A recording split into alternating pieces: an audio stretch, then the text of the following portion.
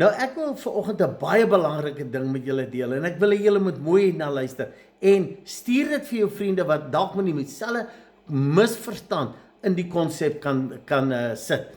Nou ek praat self baie keer oor tegnieke wat ons mekaar kan leer om net die lewe anders te hanteer, uitdagings anders te hanteer en die lewe anders te ervaar. Nou hierdie selfhelp tegnieke en dit is uiters belangrik.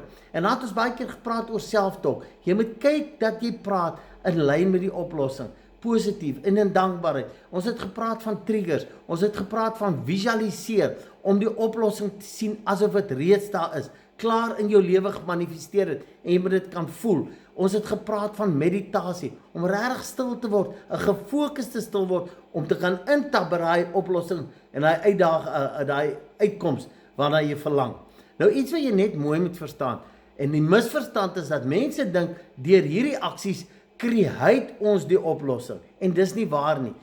Alles wat ek en jy nodig het, wat enige behoefte wat ons het, bestaan reeds in hierdie see van moontlikhede wat geskape is. Met ander woorde, met die volheid van die Godheid in ons, bestaan die oplossing reeds. Al wat ons doen deur die tegnieke, is om in te tap, om op dieselfde frekwensie van daai uitkoms, van daai deurbraak te wees. Want dit help nie ek sit in 'n negativiteit, maar ek verwag 'n positiewe uitkoms nie. En dit werk nie.